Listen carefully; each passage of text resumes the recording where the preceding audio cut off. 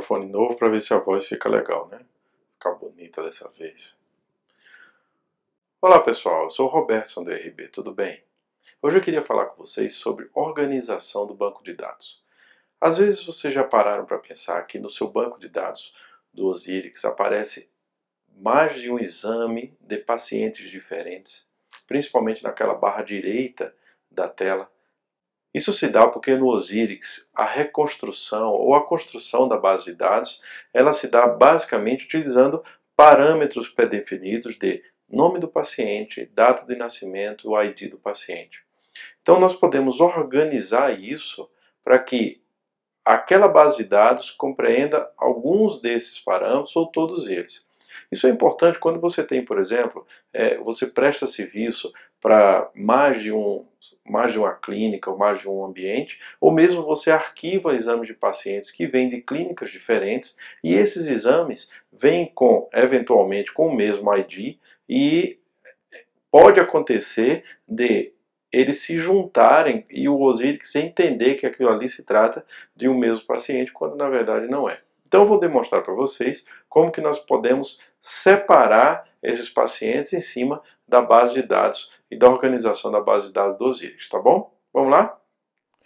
Então vamos lá, eu tenho aqui como exemplo, eu separei dois casos diferentes para a gente ter uma ideia da importância desse tipo de organização.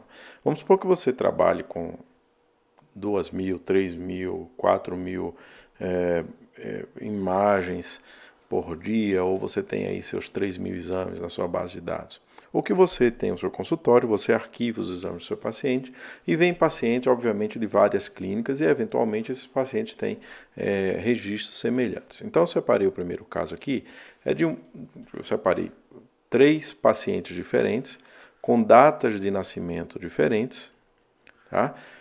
Mas tem o mesmo nome. Vamos supor que aqui eu separei como XXX001, mas poderia ser João, Pedro, Paulo, não importa. E tem o mesmo ID. Tá?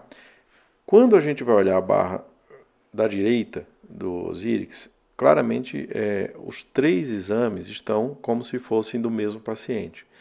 Isso é muito importante quando você vai acompanhar exames anteriores desse paciente, que é justamente o caso que eu tenho aqui, ó, exame controle. Esse paciente tem o mesmo nome, tem ID diferente e tem o mesmo nome de exame e mesma data de nascimento. Tá? Então, são 2 casos que nós vamos organizar na base de dados. E analisem que aqui você tem nesse paciente do exame controle, que seria o mesmo paciente, mas que em clínicas que não tem RIS, que não tem um sistema de registro, e você acaba colocando IDs diferentes no paciente, ele vai surgir aqui como um exame separado, apesar de a gente estar lidando com o mesmo paciente. Como é que a gente resolve então? Você vai no Osiris, preferência, base de dados, e aqui na base de dados você tem identificador único do paciente.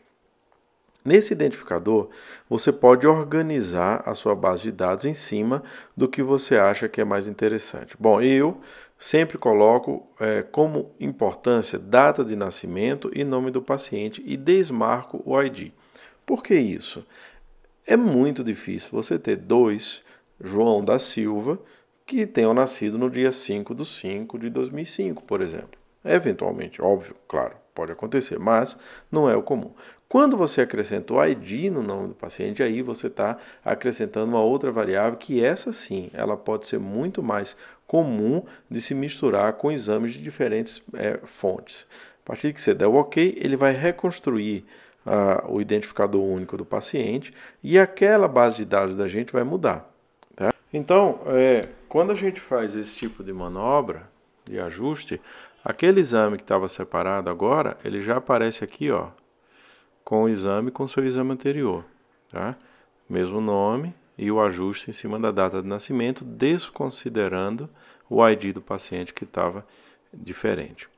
Por outro lado, o outro exame que tinha o mesmo nome, mesmo ID, mas data de nascimento diferente, como nós escolhemos a data de nascimento como parâmetro, ele vai mostrar separadamente cada um, o que na verdade é o real, porque são 3 exames diferentes, apesar de terem o mesmo nome e eventualmente o mesmo ID. Pode ser junto ou separado, tá bom? Então, pessoal, é isso. Eu espero que vocês tenham gostado.